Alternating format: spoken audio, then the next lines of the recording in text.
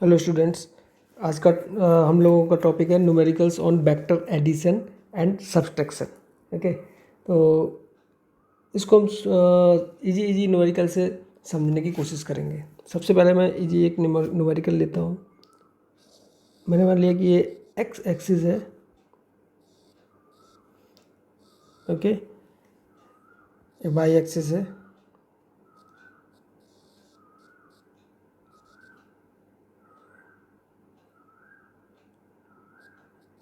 ये एक बोट है, 5 मीटर इसकी लेंथ एज्यूम करता हूँ, और एक बॉय यहाँ पर खड़ा हुआ है। ठीक है, और after certain time boat move करके यहाँ तक आ जाती है, और ये बच्चा इस एंड पर आ जाता है। ठीक है, एंड ये बोट जो मूव किया है दैट इज़ 10 मीटर। तो सिंपली मुझे निकालना है कि ये इस बच्चे का टोटल डिस्प्लेसमेंट कितना हुआ, इस बॉय का। तो ऑब्वियसली हम लोग सिंपली बता सकते हैं कितना हुआ, 5 + 10, 10 ये हुआ, 5 ये हुआ। लेकिन हम इसे वेक्टर मेथड से अप्रोच करेंगे सो दैट कि कॉन्सेप्ट हमारा क्लियर हो। ठीक है, तो हमारे लिए इसमें बेसिकली क्या है, दो वेक्टर्स को ऐड करना है। एक 10 मीटर का हो गया और एक 5 मीटर का हो गया। तो 10 मीटर के इक्विवेलेंट अगर मैं ग्राफिकल मेथड से लूँगा तो 10 सेंटीमीटर की एक लाइन ड्रॉ कर लूँगा। Let 1 metre is equal to 1 centimetre. Problem क्या है कि मेरे को रिजल्टेंट इसका डिस्प्लेसमेंट निकालना है। और दूसरा जो इसने डिस्प्लेसमेंट किया बच्चे ने इसके अंदर, बोर्ड के अंदर, दैट इज़ 5 मीटर। तो मैं उसको भी यहाँ पर शो कर दूंगा। अब मुझे क्या, दोनों वेक्टर्स को ऐड करना है। तो सबसे पहले दोनों वेक्टर ड्रॉ हो गए। अब दोनों के बीच में मुझे एंगल भी मालूम होना चाहिए। यहाँ पर क्या है, एंगल दोनों के बीच में 0 है, क्योंकि जिस डायरेक्शन में ये मूव कर रहा है उसी डायरेक्शन में हमारा बॉय मूव कर रहा है। तो एंगल इज़ 0। सो सिंपली पहले कोई सा वेक्टर ले लें, क्योंकि हमें पता है कि a + b = b + a। तो अब इसका जो हेड आया, दूसरे का टेल इससे कोइंसाइड हो जाएगा। तो जो टोटल लेंथ आएगी, total length will give us displacement, total displacement. तो ये टोटल डिस्प्लेसमेंट कितना हो गया, 15 मीटर, क्योंकि ये 15 सेंटीमीटर की लाइन आएगी। और चूंकि हमने माना 1 centimetre is equivalent to 1 metre, तो 15 मीटर का ये डिस्प्लेसमेंट हो जाएगा इसका। तो ये ग्राफिकल मेथड से हो गया। और इसका डायरेक्शन भी आ गया। डायरेक्शन कितना है, 0 degree angle with x axis. Okay, अब अगर मैं मैथमेटिकल वाला जो फॉर्मूला याद किया है, जो हम लोगों ने पहले पढ़ा था, उसकी हेल्प से करना चाहूँ तो रिजल्टेंट क्या होता है, resultant of two vectors is a² first vector square plus b² plus 2ab cos of theta. Cos theta क्या है, उनके बीच का एंगल से। तो a कितना मेरा, a है 10² प्लस 5² प्लस 2 × 10 × 5 × कॉस कितना है इनके बीच में एंगल, कॉस इनके बीच में एंगल है 0 डिग्री। कॉस 0 डिग्री कितना रहता है, cos 0 degree is equal to 1, 100 plus 25 plus ये कितना आ जाएगा 100। तो ये ब्रैकेट में आ गया 225। 225 इसका रूट किसका रहता है, दिस इज नथिंग बट 15। तो ये मेरा मैथमेटिकल मेथड से मैं इसको सॉल्व कर रहा हूँ, तो आंसर वही आएगा। ये ग्राफिकल मेथड से 15 मीटर आ गया, ये मेरा मैथमेटिकल मेथड से आ गया। रिजल्टेंट का मैग्नीट्यूड 15 मीटर। और एंगल निकालना है। एंगल मुझे ध्यान रहना चाहिए कि रिजल्टेंट का एंगल जो tan अल्फ़ा लिखते हैं वो हम फर्स्ट वेक्टर से लिखते हैं। अगर मैंने फर्स्ट वेक्टर ये माना है, सेकंड ये माना है, तो रिजल्टेंट एंगल जो हमारा आता है वो फर्स्ट वेक्टर से आता है। जो ये वाला formula tan alpha = b second vector into sine theta. Theta is the angle between this two vector divided by a + b cos theta. तो यहाँ पर थीटा = 0 है, तो ऑब्वियस है b sin 0, और यह ए प्लस बी लिखने का कोई मतलब ही नहीं है, जीरो। तो zero is equal to zero, sine zero, तो tan alpha is equal to zero, alpha is equal to 0 degree. तो रिजल्टेंट का एंगल कितना आ गया, 0 degree with the first vector. तो फर्स्ट वेक्टर हमारा कितना है, ए है, तो ए मतलब जो 10 मीटर ले लिया मैंने, तो वो ही आ गया, उसका सेम आ गया, उसी डायरेक्शन में उसका एंगल आ गया। ओके, एक थर्ड मेथड हो गया, अगर मैं इसको ऑर्थोगोनल सिस्टम मतलब एक्स वाई जेड एक्सिस के फॉर्म में इसको सॉल्व करूँगा। ये बेसिक क्वेश्चन है इसलिए मैं इसको एक्सप्लेन कर रहा हूँ डिटेल में। तो उस केस में क्या है कि दोनों वेक्टर्स को हमें आई कैप, एक्स आई कैप, वाई जे कैप, इस तरह से मेरे को लिखना पड़ेगा। अगर जेड है तो जेड के कैप फॉर्म में। तो फर्स्ट वेक्टर मेरा क्या है, ये वाला है, ये एक्स एक्सिस के अलाउंग है और इसकी लेंथ कितनी है, 10। और दूसरा वेक्टर भी एक्स एक्सिस के अलाउंग है और इसकी लेंथ कितनी है, 5 मीटर। तो फर्स्ट वेक्टर ए अगर मैं वेक्टर फॉर्म में लिखूंगा तो ये एक्स एक्सिस के अलाउंग है, तो मैग्नीट्यूड और एक्स एक्सिस के अलाउंग यूनिट वेक्टर कितना होता है, आई कैप। किसी को हम वेक्टर फॉर्म में लिखना चाहते हैं तो magnitude into unit vector in that direction, तो ये ए हो गया। दूसरा वेक्टर कितना हो गया, 5 इंटू आई कैप, दोनों का सम कितना आएगा, A plus B, that is 10i plus 5i is equal to 15i। अब इस वेक्टर में टोटल चीज़ें हैं, ये वाला पार्ट हो गया मैग्नीट्यूड और ये वाला हो गया डायरेक्शन। डायरेक्शन क्या हो गई, आई कैप की direction, that is x axis direction. तो 3 तरीके से मैंने एक छोटी सी प्रॉब्लम को सॉल्व किया है। ओके, ऐसी एक और प्रॉब्लम करूँगा, वो भी 3 तरीके से हम लोग सॉल्व करेंगे।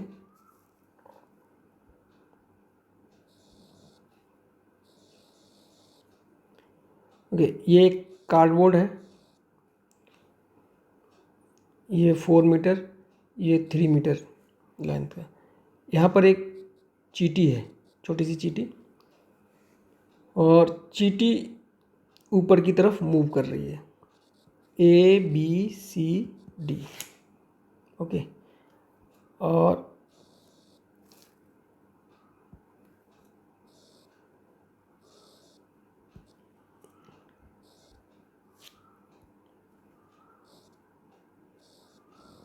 ये कार्डबोर्ड भी इधर 7 मीटर मूव कर रहा है। आफ्टर टाइम टी ये पोजीशन आ गई, ये यहाँ पर आ गया, चींटी यहाँ पर आ गई सी पॉइंट पर, और कार्डबोर्ड यहाँ पर आ गया। इसको भी हम लोग 3 तरीके से सॉल्व करने की कोशिश करेंगे। बेसिकली क्या है कि अभी तक जो हमने पहले प्रॉब्लम किया था वो एक एक्स एक्सिस के अलोंग था, अब ये 2 डायमेंशन में आ गया। तो 2 डायमेंशन में हमारे लिए फिर से वेक्टर की हेल्प लेनी पड़ेगी। वो तो इजीली हो गया, वो विदाउट वेक्टर ऐसे भी कर सकते थे क्योंकि सिंपली ऐड हो रहा था। अब इसमें पहला करते हैं ग्राफिकल मेथड से। इसमें प्रोटेक्टर एंड स्केल की रिक्वायरमेंट रहेगी। तो फर्स्ट वेक्टर अब मेरा आ गया ये 7 मीटर का, तो मैंने 7 सेंटीमीटर के लगभग मैंने एक लाइन ड्रा कर ली अलॉन्ग एक्स एक्सिस। दूसरा वेक्टर क्या है, दूसरा वेक्टर है मेरा ये 90 डिग्री पर है, ये ऑब्वियस है। अगर मैं यहाँ पर देखूँगा ये 90 डिग्री पर जा रहा है ऊपर की तरफ, ये हो गया 3, ये हो गया 7। दोनों वेक्टर्स का ऐड करना है। दोनों वेक्टर्स को ऐड करने के लिए ग्राफिकल मेथड्स में क्या करते हैं, एक वेक्टर कोई सा फर्स्ट मान लीजिए, सेकंड का टेल फर्स्ट के हेड पर आना चाहिए, हेड टू टेल कॉन्साइड करते हुए मैंने प्लेस कर दिया है। अब मेरे पास एक टेल बचा, एक हेड बचा, मैं दोनों को ज्वाइंट कर दूंगा। अब आप क्या करना हम लोगों के लिए, इसका लेंथ मेजर कर लेना। तो जो भी लेंथ आएगी वो इसका रिजल्टेंट हो जाएगा, और एंगल मैं इसका प्रोटेक्टर से मेजर कर लूँगा। तो ये हमारे पास एंगल भी आ जाएगा 7 और 3, और ये रिजल्टेंट कुछ आ जाएगा इसका। इसमें हमारे लिए स्केल एंड प्रोटेक्टर की रिक्वायरमेंट रहेगी। ओके, नेक्स्ट करते हैं जो मैथमेटिकल, जो हम लोगों ने फॉर्मूला पढ़ रखा है, resultant is equal to A square plus B square plus 2ab cos theta. ये रिजल्टेंट का मैग्नीट्यूड आ जाएगा। तो इस केस में कितना है, first vector 7 square plus second vector 3 square plus 2 into 7 into 3 into cos of 90 degree, जो कि थीटा एंगल क्या है, दोनों के बीच में 90 डिग्री एंगल है। मैथमेटिकल मेथड के लिए हम लोग क्या करते थे, लॉ ऑफ पैरेललोग्राम लगाते थे, उसमें दोनों की टेल टू टेल कोइंसाइड करते थे एंड एक हम पैरेललोग्राम पूरा का पूरा बना लेते थे। तो पैरेललोग्राम का जो डायगोनल है that represent the resultant vector, और ये फर्स्ट वेक्टर से ये एंगल होता था tan अल्फा। ठीक है, जस्ट एक रिकैप करा दिया आप लोगों के लिए, बाकी डिटेल में अगर आपको देखना है तो पूरा लेक्चर इस पर पड़ा हुआ है। तो resultant will be equal to 49 plus 9 plus cos of 90 is equal to 0, तो सारा मल्टीप्लिकेशन करके 0 दे देगा, ये हो जाएगा 58। ये रिजल्टेंट का मैग्नीट्यूड आ जाएगा। तो अगर आप इसको मेजर भी करेंगे ना तो ये कितना आएगा 58, अगर मैं स्क्वायर रूट करके देखूं तो कितना आता है, just a minute, let me use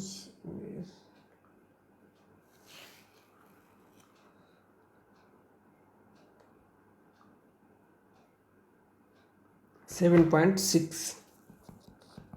तो अगर मैं इसकी अगर लेंथ मेजर करूँगा तो लेंथ कितनी आएगी 7.6, और एंगल अगर मैं देखूँगा तो tan अल्फ़ा, एकदम से क्लियर रहना कि tan अल्फ़ा अगर मैंने लिया है अल्फ़ा फ्रॉम फर्स्ट वेक्टर, तब ये फार्मूला होता है बी ऑफ साइन थीटा, यानी कि second vector divided by theta. क्या है, theta is the angle between these two vectors, A plus B of cos theta. Angle का फॉर्मूला लगाते वक्त ये हमें बिल्कुल ध्यान रखना है, ये एंगल निकल के आता है, ये फर्स्ट वेक्टर से आ रहा है। तो बी मेरा कितना है, बी इसका था 3 मीटर ऊपर गया, तो 3 into sine of 90 degree divided by A है 7 प्लस 3 कॉस ऑफ 90 डिग्री, ये तो 0 हो जाएगा, तो बचेगा 3/7 tan अल्फ़ा। tan अल्फ़ा 3/7, तो अल्फ़ा आ जाएगा tan इनवर्स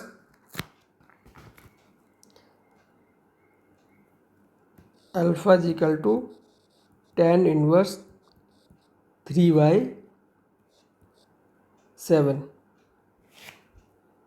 ओके, तो इसका अगर टेबल से आप वैल्यू देख सकते हैं, जो जो यहाँ से एंगल आएगा वही एंगल आपको यहाँ से निकल के आएगा, सॉरी ग्राफिकल मेथड से। Okay, now third method, why orthogonal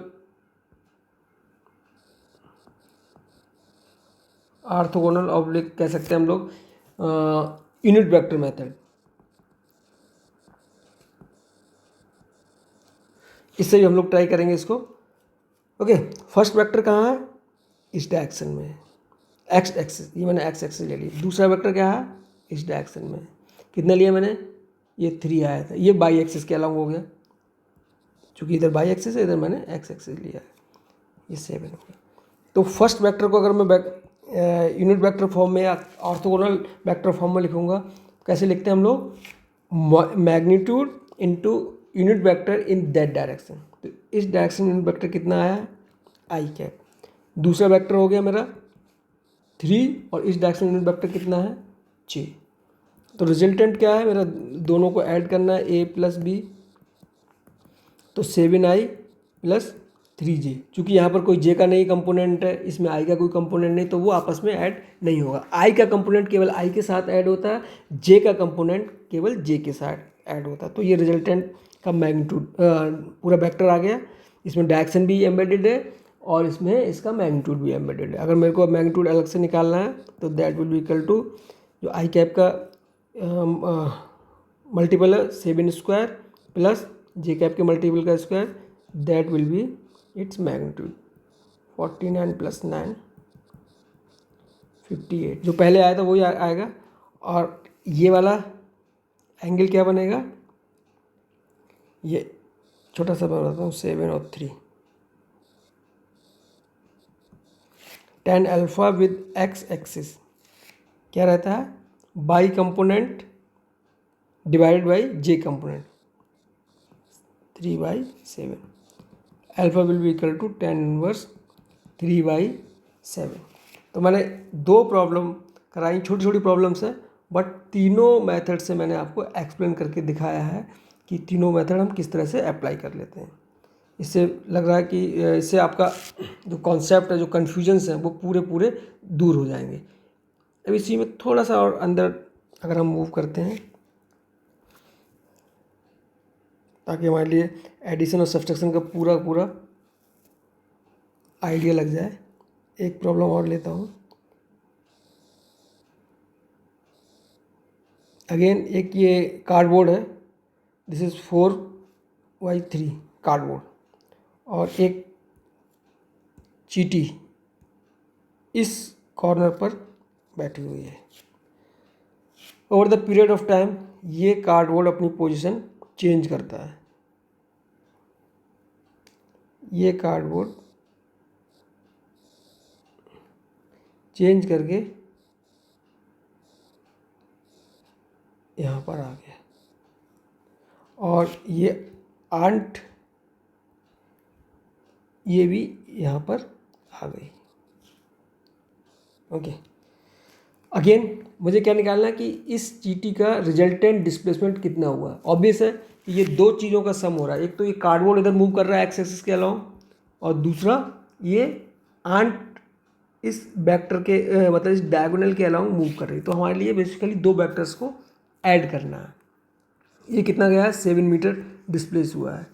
तो इसको भी मैं तीनों मेथड से करूँगा, ऑल 3 मेथड्स। सबसे पहले ग्राफिकल मेथड, रिक्वायरमेंट रहेगी प्रोटेक्टर की एंड स्केल की। ओके, अगर ये 4 और 3 रहता है तो ये एंगल कितना आता है, एक स्टैंडर्ड वैल्यू है, दिस इज़ 37 डिग्री आता है। एक फिजिक्स में काफ़ी जगह यूज़ होगा ये वाला 4, 3 एंड दिस विल बी 5। तो ये एंगल कितना रहता है, 37 डिग्री। इसका बहुत जगह यूज़ होगा। ओके, तो 2 वेक्टर्स को ऐड करना है। सिंपली मेरे को स्केल लेना है, और मैंने मान लिया let 1 metre is equal to, क्योंकि 1 मीटर की लाइन ड्रा नहीं कर सकता कॉपी पर, इज इक्वल टू 1 सेंटीमीटर। तो मैंने एक 7 सेंटीमीटर की लाइन ड्रा कर दी, दैट रिप्रेजेंट 7 मीटर।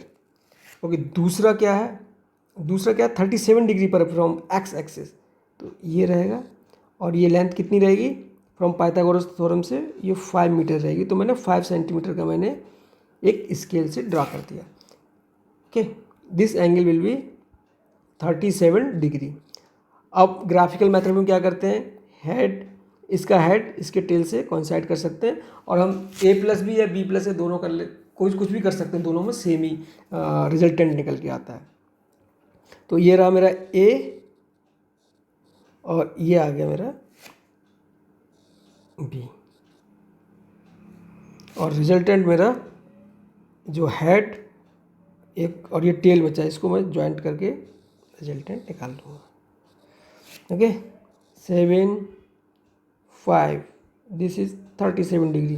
तो ये एंगल मैं मेजर कर सकता हूँ प्रोटेक्टर की हेल्प से, अल्फ़ा, और ये लेंथ मैं स्केल की हेल्प से मेजर कर सकता हूँ। तो जो दोनों को मतलब अल्फ़ा और 7 और इसका जो लेंथ आएगा वो इसका आंसर हो जाएगा। That will be the resultant magnitude and resultant direction of this ant displacement. इस चींटी का रिजल्टेंट डिस्प्लेसमेंट और उसका पूरा एंगल आ जाएगा, एग्जैक्ट पोजीशन आपको दिखाई पड़ जाएगी कि ये यहाँ पर रहेगा। सेकेंड मेथड हो गया बाई मैथमेटिकल में क्या करते हैं हम लोग, पैरेललोग्राम का एडिशन का रूल लगाते हैं। ओके, दोनों के टेल से टेल्स कोइंसाइड करते हैं 7। ओके, ये आ जाएगा आपका 5 वाला। एक पैरेललोग्राम क्रिएट कर लेते हैं। तो जो डायगोनल होता है, जो दोनों के बीच से निकलता है, ये रिप्रेजेंट करता है दोनों के रिजल्टेंट के लिए। और दोनों के बीच में एंगल कितना था, 37। तो ये वाला 37 और ये वाला रहेगा अल्फा एंगल। चाहे हम किसी मेथड से निकालें, आंसर हर मेथड से सेम ही आएगा, मैथमेटिकल मेथड से भी सेम ही आएगा। ओके, रिजल्टेंट क्या रहता था, फार्मूला को एक बार रिकॉल करिए, R is equal to a² + b² + 2ab cos of theta where theta is angle between these two, ये रिजल्टेंट निकल के आ जाता था। और एक एंगल निकालने का तरीका है, वो एंगल निकालेंगे।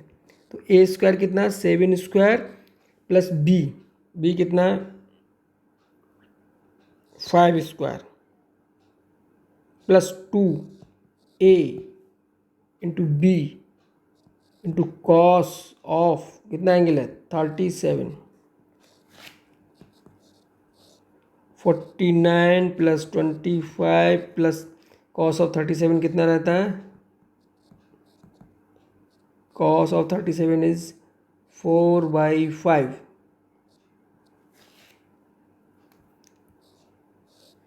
दिस इज 74 और ये आ जाएगा 56,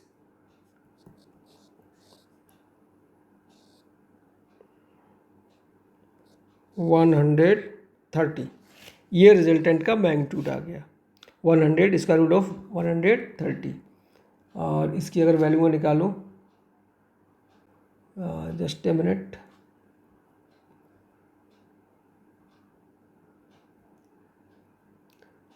वन 130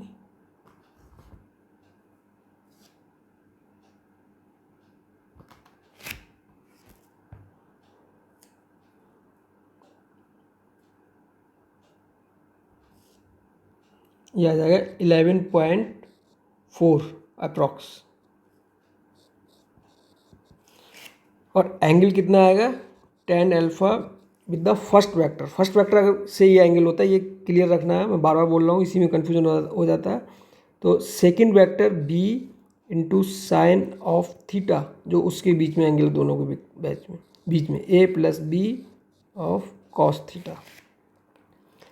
तो b कितना है, b मेरा सेकंड वेक्टर मैंने माना है, b है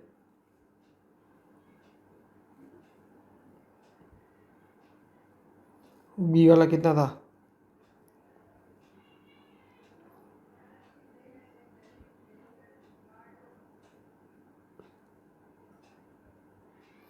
b वेक्टर डायगोनली चला हुआ है तो 5 है, तो b is 5 sine of 37 divide by a is 7 plus 5 of cos 37, 5 हो जाएगा 3/37 हो जाएगा 3/5 साइन 37, 7 प्लस 5 कॉस 37 रहता है 4/5, तो ये आ जाएगा 3/11 tan अल्फ़ा। तो alpha will be equal to tan inverse 3/11। तो इस मेथड से भी अल्फ़ा जो मेरा निकल के आ गया वो क्या आ गया, tan इनवर्स 3/11। और जो यहाँ से न्यूमेरिकल वैल्यू निकल के आएगी tan इनवर्स 3/11, वही वैल्यू निकल के आएगी। दोनों को आप क्रॉस चेक कर सकते हैं, जो यहाँ से अल्फ़ा निकल के आया है ग्राफिकल मेथड से, दिस अल्फ़ा। जो यहाँ पर आप अल्फ़ा की वैल्यू निकालेंगे, अल्फ़ा एंगल प्रोट्रैक्टर से मेजर करेंगे और उसका tan ऑफ अल्फ़ा निकालेंगे। तो tan ऑफ अल्फ़ा यहाँ पर निकालेंगे तो क्या आएगा 3/11, सेम ही आएगा। And third method orthogonal vector form में इसको मैं लिख के करूँगा, ठीक है। तो फर्स्ट वेक्टर तो सिंपल है, 7 है और एक्स एक्सिस के अलावा है, तो first vector will be equal to 7 into i cap, उसके डायरेक्शन में यूनिट वेक्टर। दूसरा है मेरा 5 और ये एंगल कितना डिनोट कर रहा है, सबटेंड कर रहा है 37।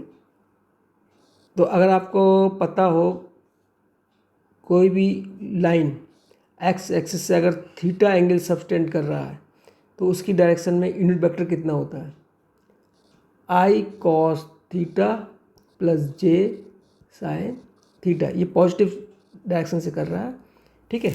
तो उसी हिसाब से अगर मान लो नेगेटिव डायरेक्शन से कर रहा होगा तो प्लस माइनस साइन होते रहते हैं। अगर मान लो ऐसे कर रहा होता इधर से, तो ये तो आई तो वाला कंपोनेंट माइनस हो जाता, तो माइनस आई कॉस थीटा और जे कंपोनेंट तो प्लस रहे तो प्लस जे साइन थीटा रहता।